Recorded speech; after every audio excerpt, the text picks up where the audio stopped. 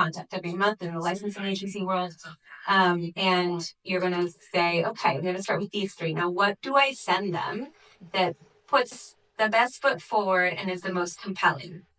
I will say, having run 2 different licensing agencies, and I'm guilty of this myself as a new artist. And when I was, green, I would send them everything. Here's like 4 links. Here's my website. Here's my bio. Here are all my accolades. And you send this long message and you hope it sounds impressive. And what they really want is something that sounds personal. I'm writing you specifically. I know what you're about. I know what you do. And I think that I'm a good fit for you, but you don't presume to know anything. We're not doing their job for them, but you're writing them because you didn't just copy and paste this to 100 people. You are specifically writing that person. You have something specific to say, and then you're very clear about, I am this person from this place. If there's something interesting about you, I'm a mom of 2 toddlers. So when I'm not making music, I'm running after 2 little girls. And the music that I do make, I want to empower my children with. So that's like something that's important to me. What is important to you? What is something that really puts a stamp on your story and is congruent to the music that you're going to send them? So if you're sending them heavy metal music and you're talking about like how you love to do something that doesn't feel aligned to that, like tell a story that it all goes together. And it's a short story. It's like 2 sentences. I am here. I am from this. If that from where you're from makes any sense to the story you're saying. I make music that sounds like blah, blah, blah, blah, blah, blah. You can say this in an interesting way. You can say like, somebody sent me the other day something that was like, I make music that sounds like this artist, corrupted this artist. And like, you're like, oh, that's an interesting way of putting this together. And then you want to say, specifically, I am looking for a representation for my music. So don't leave it up where they're like, what do they want? And then you send a link to 3 to 5 songs, your best songs that are specifically connected to the story that you told in that email, so that they don't go and listen to the music and they're like, well, that doesn't make any sense. And it has to be your best foot forward. So they are not going to write you back and give you feedback on your songs, what could be better, most likely. That's usually not what happens. Once in a while, maybe they might. And that link should be streamable, so they can click it, they can play it. And if they're like, oh, I love this, I'm going to download it. And they can also download it. So Disco, AC, I don't know if you guys are use Disco. I love Disco. It's a platform that sync agencies use, artists use, music supervisors use. It's really compatible within the world. You can go to Save on Disco. I think it gives you like I don't know what, $20 off or something. That's our company's affiliate link for it, but you guys get a discount by using it. If you want, you can check it out. I personally just love Disco. I'm so grateful for Disco. I think that they tag your stuff. You can put the metadata in there, your contact information. You know what kind of genre it is. If they're using Disco, which is most likely they are, because most people in the industry in sync use Disco, they can just press save to my library. It goes directly into their library, and that's just it's phenomenal. So Disco link, and then something nice, friendly, and then that's it. And you sign off. Yes.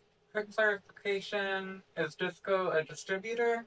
Oh, good question. No, it's kind of like a box.com or Drive, Gmail Drive or something. Okay, so Yeah, it's just upload a music organization. Yeah. Okay, any other questions so far? I feel like I'm giving a dissertation. I'm like, there's so much to talk about. No, we're good? This game really hot. Yes, go ahead. So again, we're not gonna say demos, right? Yeah. Never doing that. But when you send your songs, like as an independent songwriter, right? Do you get more of a chance if I like say like I have like an explicit song, if I send like a clean version and like an instrumental version, like do I get more chances if I send multiple like that of like one song of the instrumental version, I have a clean version, I have this. Does that give my song a little bit more traction, more 100%, yeah. opportunity to get picked? Okay. Yeah. If you have explicit music, there's a few options for that to work, but they're going to look for that clean version. And just seeing that you have a clean version, they know, he knows what he's talking about, sounds about.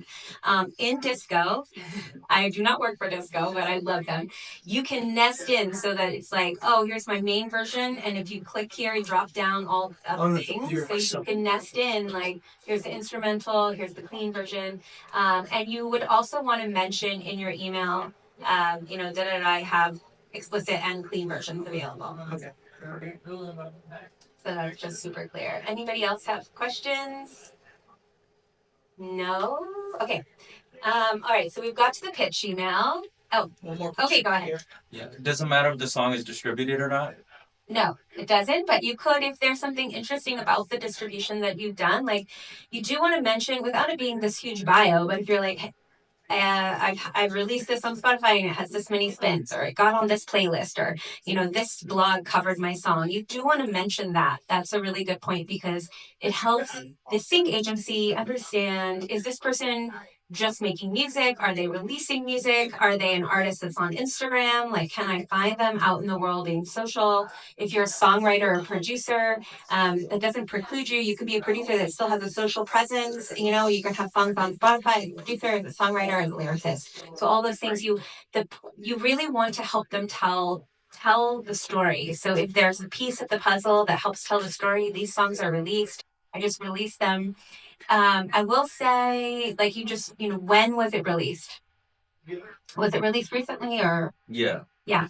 Not that it matters, but if you have stuff that recently released is very cool, say, this was released in the 90s, that's super cool. Like people, if you have music that was authentically made in the 90s, agencies are really looking for that, and authentically made in the 80s.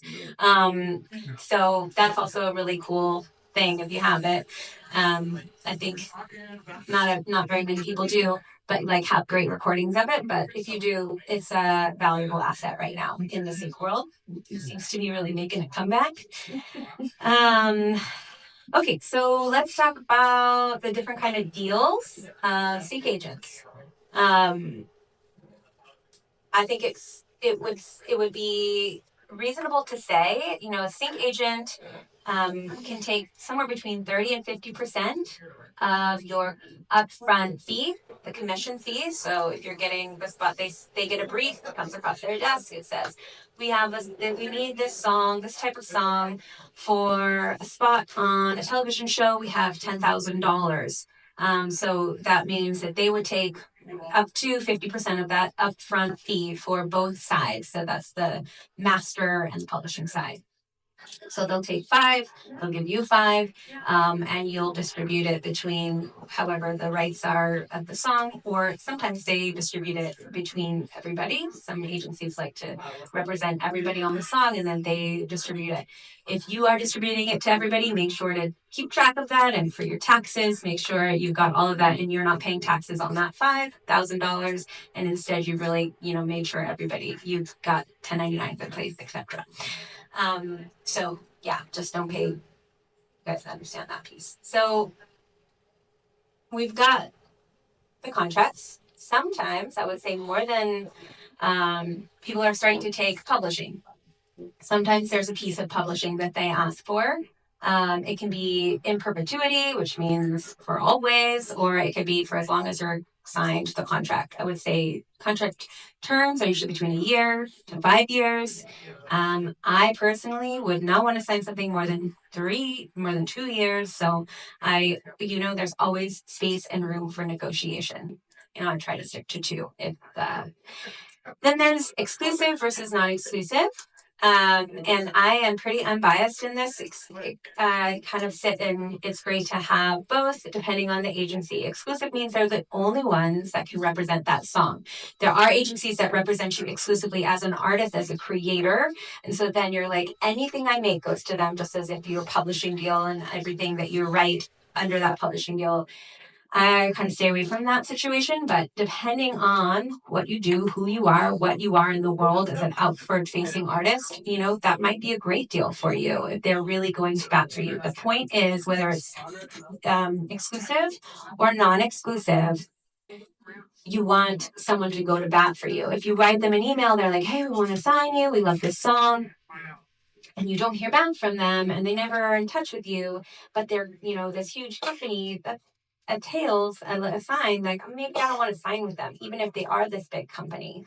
Non-exclusive means that you can sign the song that you signed with them to another agency, to another non-exclusive agency. You want to make sure you don't just spread this out everywhere to like 10 different agencies. I would cap it at 3 to 4, depending on the agencies.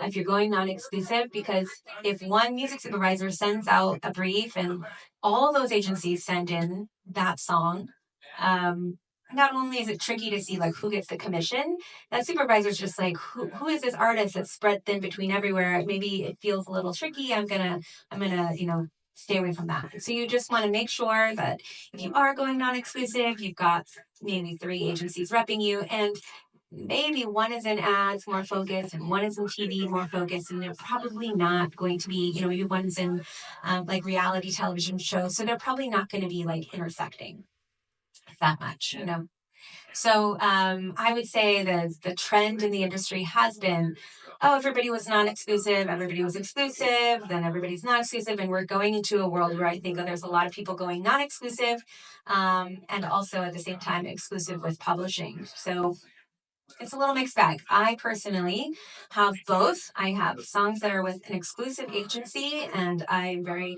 specific and clear what songs go to them, and they are more ads focused. I write specifically knowing this is what's happening for them. And then I have a bucket of non-exclusive, and I have a handful of agencies that rep that, and depending on who I'm writing with and what I'm writing, and like if it, depending if it's my artist project, if it's stuff I'm writing for other projects, etc. So I spread it out. Another thing about our community, if you're like, okay, how do I start? You get song feedback every week on the songs they're creating, and they can be demos. And then at the end of the month, I pitch out the top songs of the month to about 15 different sync agencies. And somewhere between 60 to 90%, 100% of that playlist gets signed every month to sync agencies. So there's like a door in. So they're like, we love this song. I connect you to that agency, and then you've got this relationship. Any other songs you want to send them? Any other communication you want to do with them? And so that community is called Sync Society. If this feels like I need a community that keeps me accountable to having music, making the right music, getting it to the right people, go check out Sync Society. So we've got a ton of free resources on our website, and then Sync Society is a paid monthly membership, but it's just $47 a month for 2 calls a month with us, or 2 calls a week with us. Okay, what else did I want to cover today? Any other questions? I feel like I'm racing through all the information. Yes. So if we use Sync Society, then we would not be submitting to libraries directly, is that right? Or you can do both. But Sync Society just helps you get, like we're there saying, so how it works is at the top of the month, I bring in a music agency, a licensing agency. We partner with a music supervisor and a producer. And you get 6 briefs that the agency is looking for, and you get a month to write to one of those. You can work within the community, outside of the community, on your own. At the end of the month, all the songs are due, the top songs are put on a sampler, and I send that sampler out to about 15 agencies, and most of that sampler gets signed. If you didn't make it on the sampler, you can still send those songs out. Even if you are on the sampler, you can still send them out, but I would probably wait a month because I'm pitching them pretty hard, so just wait. But if you don't make it on the sampler, just last month, somebody didn't make it on the sampler, and then they pitched it to an agency and they got it signed. So it doesn't preclude you. We take no ownership. We just help connect the dots. There's no like sticky publishing, there's no ownership on our part. So you are free to do as you like, but if you do end up signing it and it is on our sampler, just let me know so I can take it off. All right, any other questions? Oh, yes. Go ahead. So these agencies you're talking about, they primarily work in movies, like TV and streaming shows and commercials. Is there any other? And gaming and podcast, anywhere that music is used for media. So, but there's a difference between them and what they were just talking about, like the free music library, getting music in the library. Yeah. There's a difference, but that's like a lot of YouTubers use that instead. Right. So libraries are great if you're like, I'm making instrumental music all the time. I'm making cues all the time. I'm just spitting this out. I can create this. It's less about I'm making a song or making an EP, and it's more about I just make instrumental cues and make instrumental songs all the time. You can put them in royalty-free libraries. You can sign them up with other larger like libraries that are not necessarily royalty-free that are like APM or Megatracks or something like that. That's also another avenue to go. And it just depends on what it is that you're making. So yeah, that's a really good point. If you are like, I have no interest in making songs with the top line, with a vocal, you don't make songs with top lines. I make instrumental. Yeah. So libraries are a great option because then you have that, but it's the same sort of pitching process. And there are libraries in that 100 list. So, and I would say something to write in that email as you're pitching that is like, how easily can you create new stuff? If they're like, oh, we would love a 10-song album, instrumental album that sounds like this. We need this for our library. Can you create that? Can you create it fast? Can you make custom pieces quickly? Like that is something really great to share in that pitch email so that they know they have somebody who they can count on for stuff that's coming in. Yeah, great question. Yeah. For the Sing Society, who picks those top songs? Like, how does that get?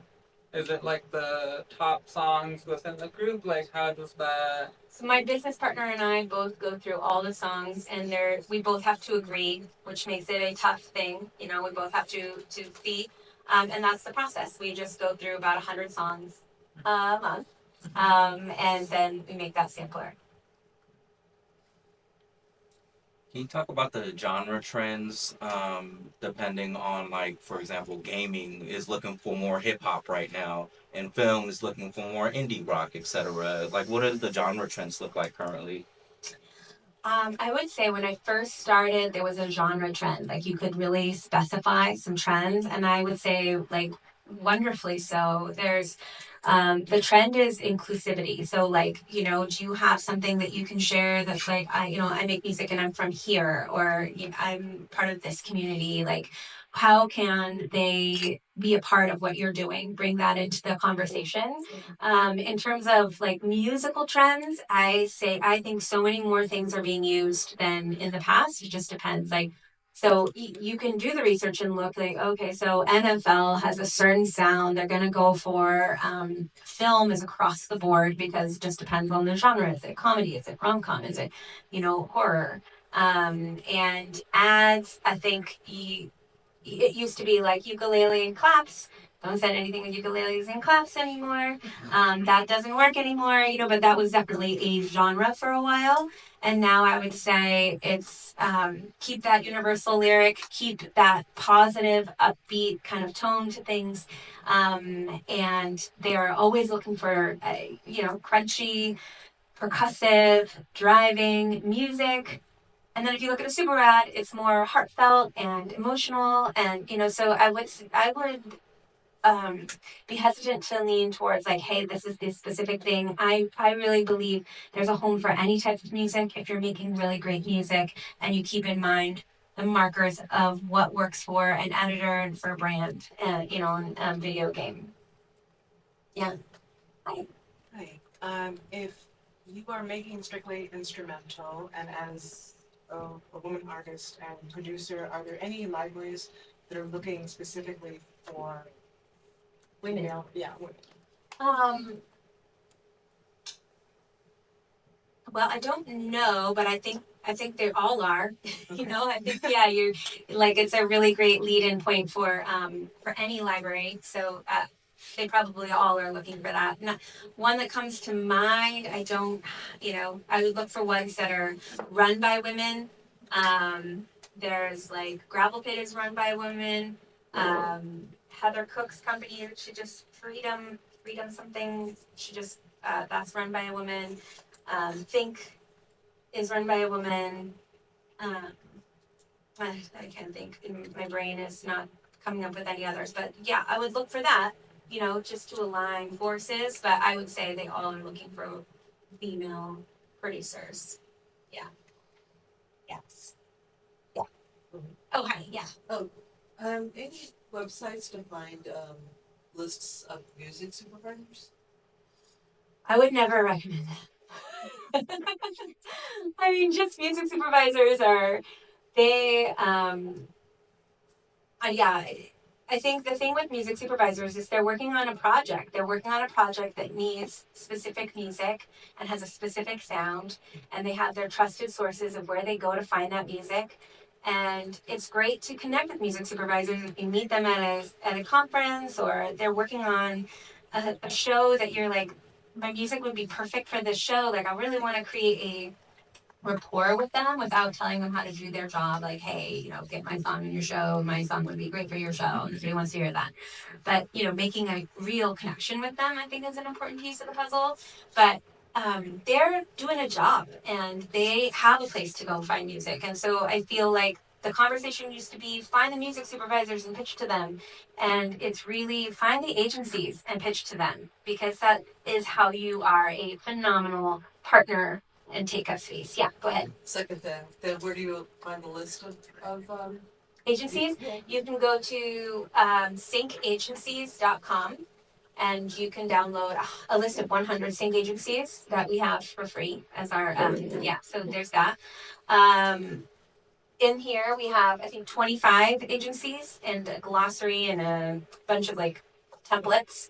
And so, yeah, that's just a good place to start. And then again, to indie.com/pitch. Maybe it doesn't go there, but if you go to our website, you'll find our free pitch, our pitch thing. What is your website? To indie, the number two, to indie, INDIE.com. And then what's the book? Get signed in sync. And I do have copies if you guys want to buy any of them from me because I don't want to carry them around all day. What? Save one. Okay. Yeah, I did bring them with me. And it's also on Amazon. So you can find it on there. And yeah, any other questions? Yeah. So getting in contact again, when we were talking about that earlier, that's kind of like a hurdle, I think, if you don't have those relationships. Yeah. So I know you might have to do some like homework and trying to find people online, I guess, through LinkedIn and whatnot. But I guess 2 questions around that. One, does your book cover like tips on how to make those relationships and get in contact with them? And number 2, does your Think Society, is that kind of like, if you join that, is that kind of a way to kind of help get you connected with some people? Yeah, like that? both. Yeah. So it will give you information on how to kind of do the sleuthing to figure it out. And then in Sync Society, we bring in a different agency every month. And then you have access to the library of agencies that have been there for the last couple of years. So you have, about 100 agencies to go back and learn from and see what they're doing in their information. And then there's the Get Signed in Sync conference that we do where we bring in all the agencies. And I would say, it's such a valuable resource because you get to hear it. You can't find on their website, are they exclusive? Are they not exclusive? Do they, are they looking for this? Are they looking for that? But in this context, they do share that information. Awesome. Thank you. Yeah. Yeah. So follow-up question about the instrumental music. Are there certain agencies that focus more on that or not? Or you said some of them focus on film and TV. There's a lot of instrumental music in film and TV. Yeah, I would say think like licensing agencies, the ones that are representing artists are going to be less likely to sign instrumental music, but they do sign the instrumental of the song that has the vocal. So oftentimes, like, I've had my instrumentals licensed, but they would never have signed the song if it didn't have the top line vocal. So that's one category. And then there's like the libraries, like APM, Megatracks, like that. They are looking for instrumentals, and they're looking for maybe like 10 songs at a time that are kind of fit into this world. And then there's the movie with the score by Max Richter. Oh, right. Because then there's like composition. Then you're the composer, right? So that's making custom music or being the composer for a film. So that's different. Yeah. But they all kind of support one another. Are you looking to compose something like for a film? being more like, I make this music and you're free to use it and please pay me for it. Yeah. Yeah. If you're, I mean, I have some friends who this is their lifestyle. They make a couple instrumentals, they send it off to their libraries, and then they go about their day, and then you get those royalties from it, and it's a good lifestyle as a music creator. Right. And sometimes they pay you ahead of time to create those records that they need. When they're like, hey, we can give you this much money, can you make me a record like this? And they take some ownership of it, but you keep some ownership of it, so you get the back end too. Yeah. Yeah, I've already begun to do a little bit of that stuff. Okay, cool. Yeah. That's great. Oh, sorry. Question. What's the difference between Sync Society and 2indie.com? 2indie is the umbrella company. That's just my company. And then within it, we have all these free resources. And then we have a community, an online community that's Sync Society. So Sync Society is just the name of the community under the umbrella of 2indie. And Sync Society is the one that reviews the songs and says. Yeah.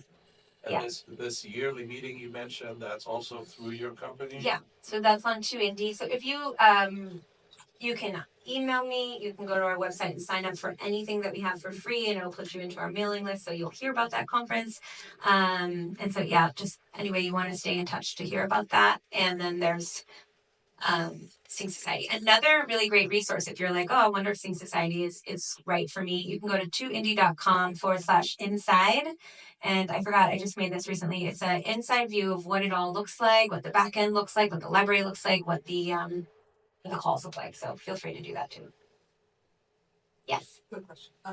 So I don't know, do you recommend like just setting up a website with just like, I've seen these where people give like tons of samples of what they do and then it's easy for you to see or you. I don't. I mean, you could do that, but here's the thing. People will say, here's my website. And so you're leaving it up to the person you're pitching to go through all your stuff and be like, make a story of who you are.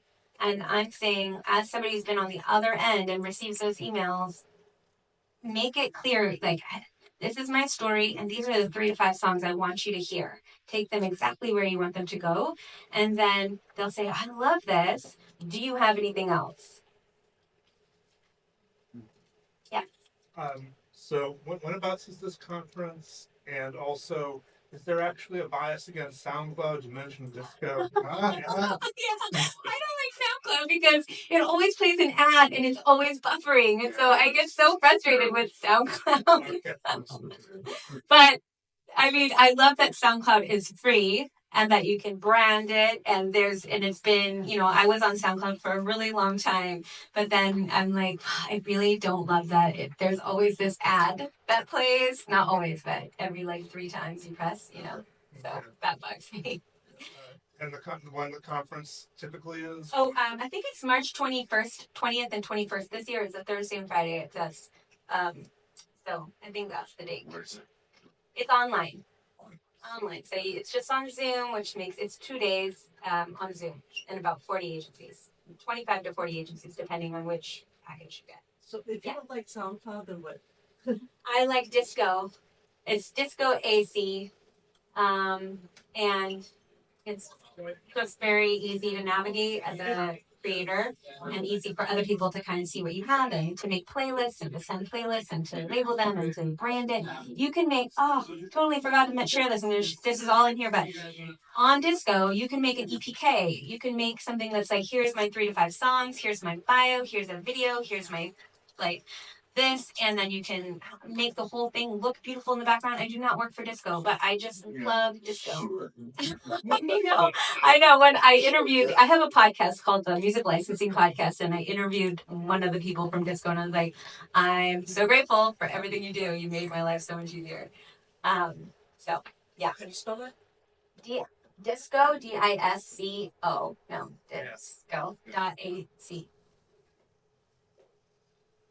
One more question. Yeah. The follow-on on the website, so it's not really necessary to have a website if you're submitting songs for sync. You just need a site like Disco where people can find your the links to your songs and maybe a short, or if you write songs for sync, you're not an artist. No, I think you should be an artist. If you're an artist, you should be an artist. But if And you have songs that you're pitching for sync representation. Definitely lead with artists first. If you have a website or an Instagram or some sort of social presence, it's important to have that just so they can be like, oh, we love this song. Who is this person? They can go find a little bit more about you. But I wouldn't send somebody to a website that has a big bunch of your No, songs I and say, oh, understand, yeah. can you sign me?